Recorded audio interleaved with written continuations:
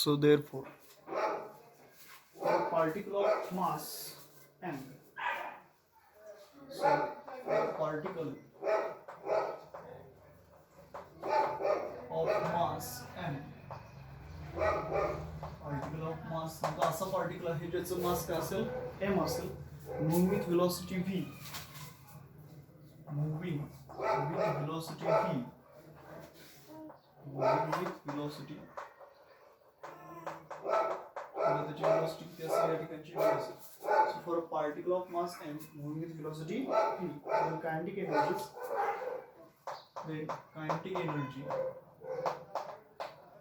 its kinetic energy, त्या ठिकाणची kinetic energy काय असेल बघा. So Ek is equal to kinetic energy, Ek is equal to half mv square, half mv square. So त्याची kinetic energy असणार half mv square. So v is equal to काय होणार बघा. So v is equal to, आता हा v square आहे. So v square is equal to हा 2 इकडे जाईल. So twice Ek upon m. So v is equal to under root twice Ek upon m. So velocity चा formula आपण लिहू शकतो इथं. But here lambda is a de Broglie's moment.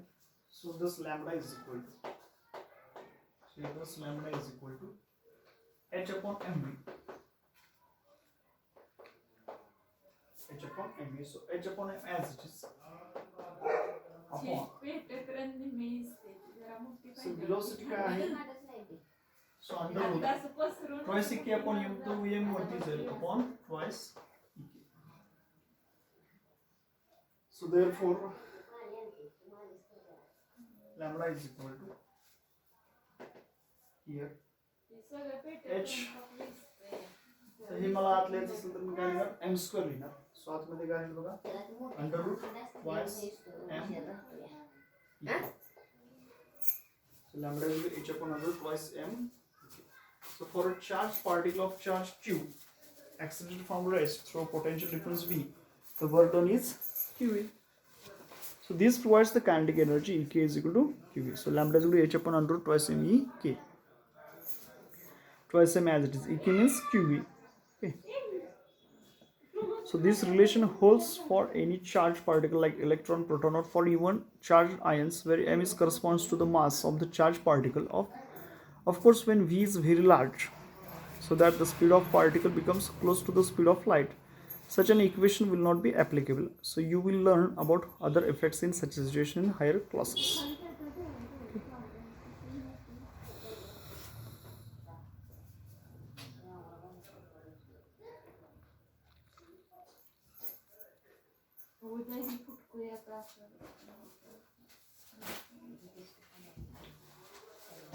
So your next point is that आपण काय म्हटलं होतं de Broglie hypothesis. तर de Broglie hypothesis मध्ये काय, the momentum p carried by a photon, त्या ठिकाणी असणारे जे मोमेंटम आहे, so momentum p carried by a photon of energy E is given by the relation E is equal to E upon c. आपण कसं लिहू, तर momentum p is equal to energy E upon c. So this momentum p carried by a photon of energy E असेल. So p is equal to E upon c. So here p is the speed of light in air medium. Okay. So therefore Einstein relation for E is, so here using Einstein's relation. So p is equal to E upon c. Here E means energy h nu upon c. H upon nu upon c means frequency upon its speed, that is h upon lambda. So here frequency and wavelength of wave. So here frequency and wavelength, frequency and wavelength of wave associated with the model particle of mass m moving with velocity v is given by mu is equal to E upon h. So therefore lambda is equal to h upon p. So h as it is, p means its momentum. Okay. So here lambda is nothing but a de Broglie's hypothesis. So for particle of mass m moving with velocity v, its kinetic energy is half mv square Ek. So v square is equal to v square equals to 2 increase twice eq upon n. So taking square root on both sides, p is equal to under root twice eq upon n. So this lambda is equal to h upon nv, which will be an m upon twice eq. So lambda is equal to h upon under root twice mv. So this is your length. Okay, ठीक है. So next point.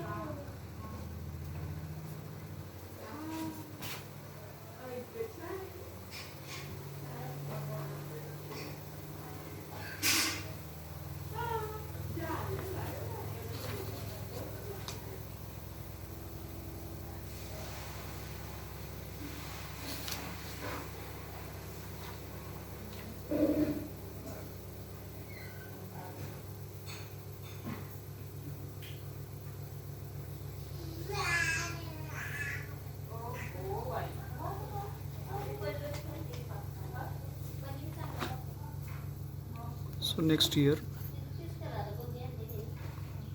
so here for an electron moving through potential difference of V. Okay, so for an electron, समजा असा electron असेल, so for an electron moving through potential difference V, so lambda is equal to h upon under twice m e ev. So h value किती आहे 6.63 into 10 raised to minus 34 joule/second upon under root 2 into mass of the electron किती आहे 9.11 into 10 raised to minus 31. E ची value किती आहे 1.6 into 10 raised to minus 19 आणि volt as it is. So 1.228 into 10 raised to minus 9 upon under root p. So therefore lambda is equal to 1.228 upon under root p. So this is required answer. Okay. Next example बघा, अतिशय simple आहे. सगळ्यांनी example हे लिहून घ्यायचं आहे.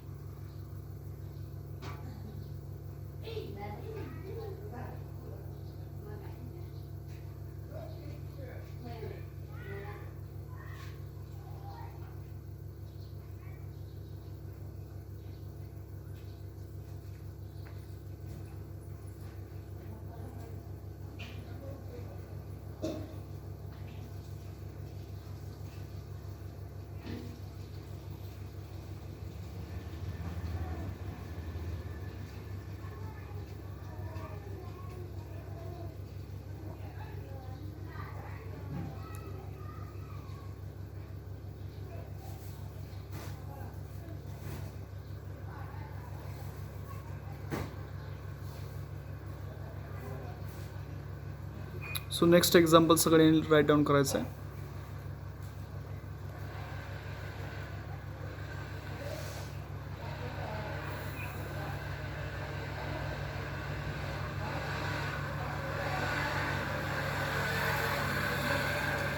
काय आहे बघा next example.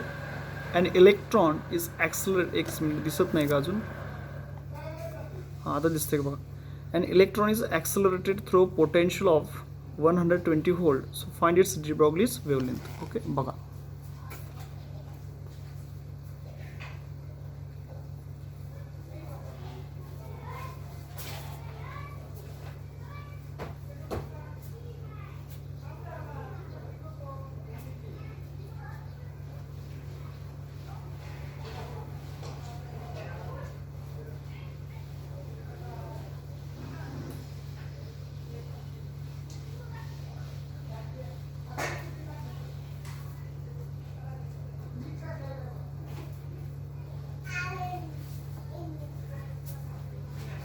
So example next आहे example 14.4.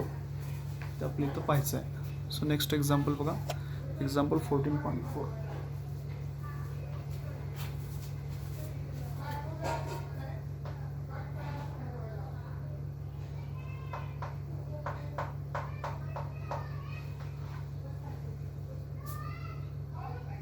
Electron is accelerated.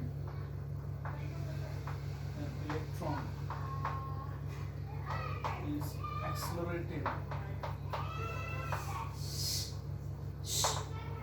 An electron is accelerated to a potential of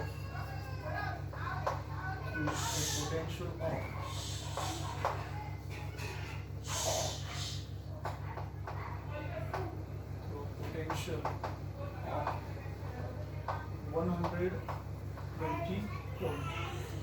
Find its de Broglie wavelength. Find its de Broglie wavelength.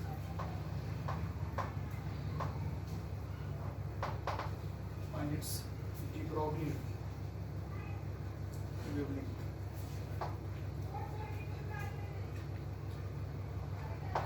इथे काय म्हटलं तर त्याची de Broglie wavelength काय करा काढा. So an electron is accelerated. समजा आपण एक इलेक्ट्रॉन आहे तो ऍक्सिलरेट केला through a potential of 120 volt. किती पोटेन्शियल असताना 120 व्होल्टेज एवढं पोटेन्शियल असतं.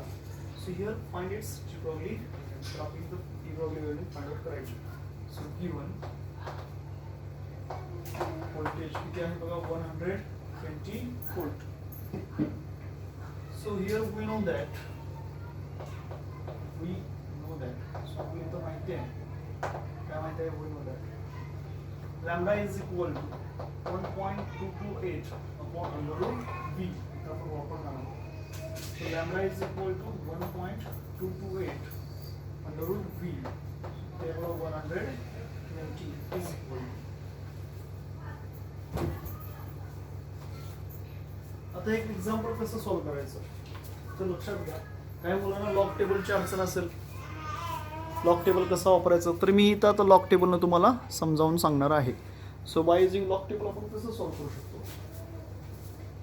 सो हिअर 120 त्याचं आपल्याला पहिल्यांदा काय करायचं आहे वर्गमूळ काढायचं आहे. सो याचं वर्गमूळ कसं करायचं. सो अंडर रूट हे बघा ऍक्च्युली 120 मी असं हे लिहू शकतो कसं की 1.20. आता किती घरं पाठीमागे गेलो आपण 2 घरं. सो 2 घरं म्हणजे 100 100 into 1.20 122. याचा अर्थ हे मी असं करू शकतो 1.20 into 10 raised to 2. 1.20 into 10 raised to 2 म्हणजेच 120. Okay. So lambda is equal to therefore lambda is equal to 1.228 as it is divided by. आता याचं आपल्याला काय बघायचं स्क्वेअर रूट. याचं आपल्याला काय बघायचं तर त्याचं स्क्वेअर रूट बघायचं.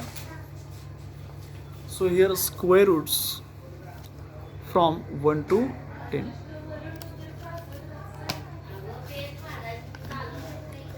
So here square roots from 1 to 10. याच्यामध्ये 1.2 चा 0 मध्ये बघा आहे काय बघा आपल्याला वर्गमूळ काढायचं की नाही म्हणून मी स्क्वेअर रूटचं पेज ओपन केलं. आता 1.2 चा कुठं बघायचा आहे 0 मध्ये आणि तो किती आहे तो मी इथं लिहितो. तो किती आहे बघा 1.095.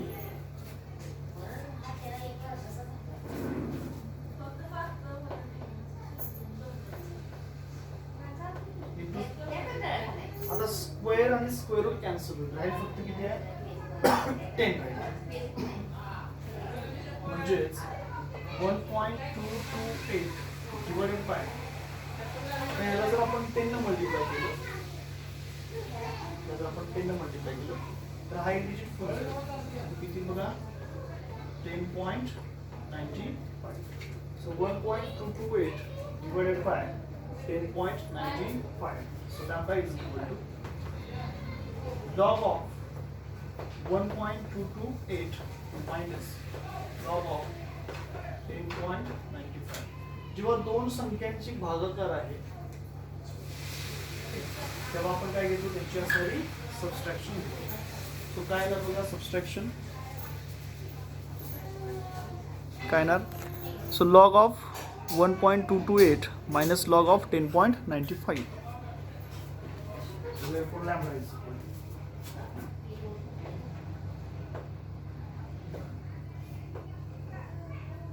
to lambda is equal to. आता हे बघा 1.228 पॉईंटची फक्त 1 आहे म्हणजे त्याची कॅरेक्टरिस्टिक आहे ते 1 minus 1 कॅरेक्टरिस्टिक बघताना पॉईंटच्या इकडे जो अंक असेल त्याच्यामधून फक्त 1 मायनस करायचं असतं. समजा इथं 2 डिजिट असतील तर 2 minus 1 पॉईंट येणार आहे. तर डिजिट 0 to 9 कुठलाही असेल 1 to 9 कुठलाही असेल त्याच्यामधून फक्त 1 मायनस करायचं त्याचा कॅरेक्टरिस्टिक. सो मॅन्टिस आता 12 चा 28 मध्ये बघा सो आता आपण लॉग बघणार आहे कितीचा 12चा 2 आणि 8. सो 12चा 2 मध्ये आहे 0864 आणि 8 मध्ये किती आहे बघा, 8 मध्ये किती आहे 28 2 आणि 8 मध्ये. सो 0864 अधिक 28 आपल्याला इथे करावे लागतील. सो 0864 मध्ये 10 मिळवलं तर 74, आणखी 10 मिळवलं तर 84 आणि परत 84 मध्ये 8 मिळवायचे म्हणजे 92.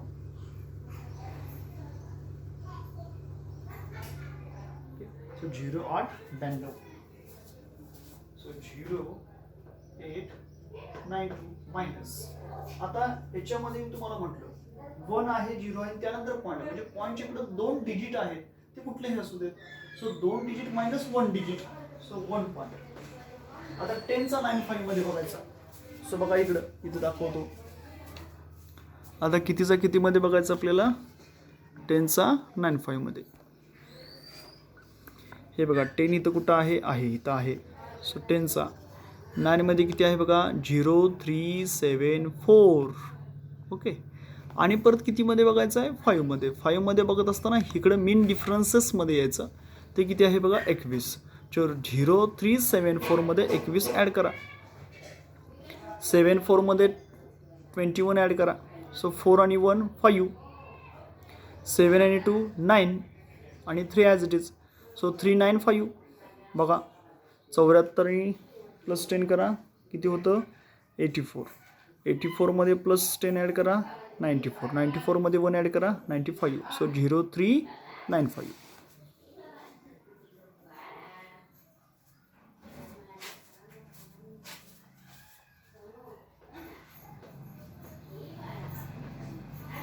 सो याची सबस्ट्रॅक्शन इथे आपण करू शकतो.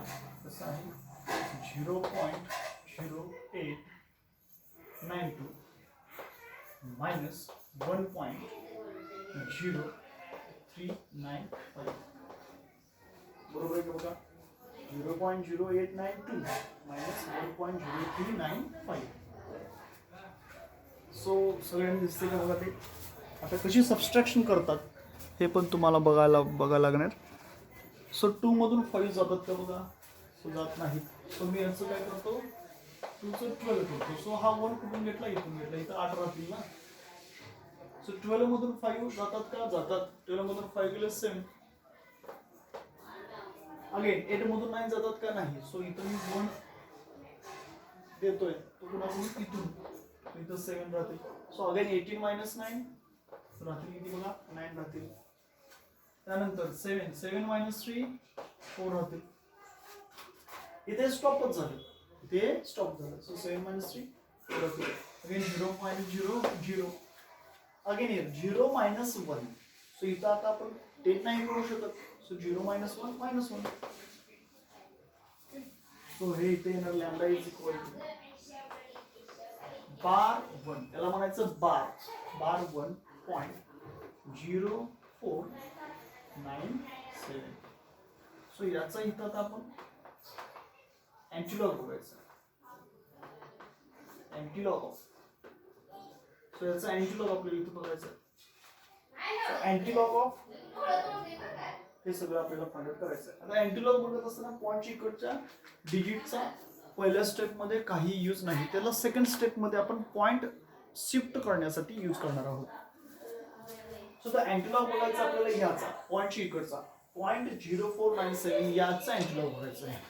याच्यामध्ये पण याचा इथं अँटीलॉग बघायचा आहे. सो अँटीलॉग कसं बघणार आपण बघा. सो लॅम्बडा इज 0.04चा 97 मध्ये बघायचा अँटीलॉग. तर कुठं आहे का बघा 0.04 इथं आहे. ओके इथं आहे बघा. काय आहे 0.04. ओके ठीक आहे. सो 0.04चा कुठे बघायचं बघा 0.04चा 9 आणि 7 मध्ये. सो 0.04चा 9 मध्ये. 9 मध्ये किती आहे बघा 0.04चा 9 मध्ये 1119 आणि 7 मध्ये किती आहे बघा 7 मध्ये 2 आहे. Okay so 1119 plus 2 19 plus 1 20 20 plus 1 20 11. So 11 2 1 1 1 1 sorry 1 1 2 1 हे आपला आन्सर आहे 1 1 2 1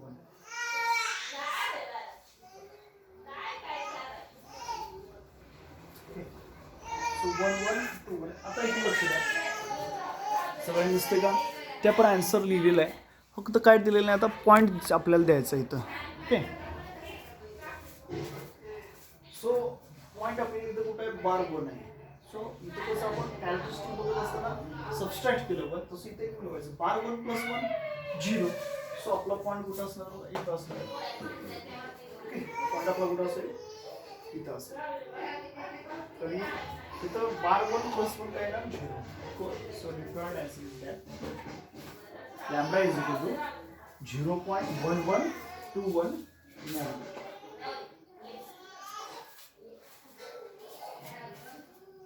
हे सगळं कशामध्ये दिलेलं असतं लॅम्बडा नॅनोमीटरमध्ये दिलेलं असतं आन्सर आपलं काय येणार आहे नॅनोमीटर सो नेक्स्ट काय म्हटलं बाळांनो can you estimate the de Broglie wavelength of the earth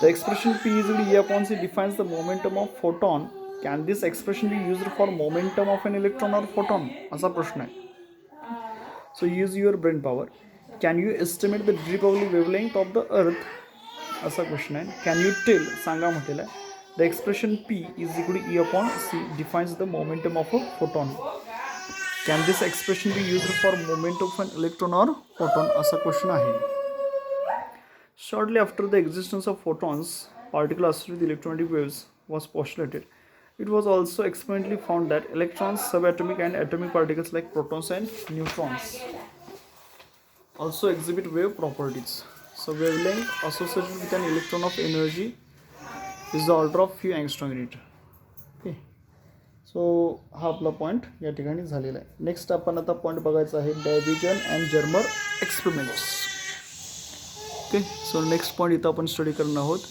डायव्हिजन and Germer experiments so next point here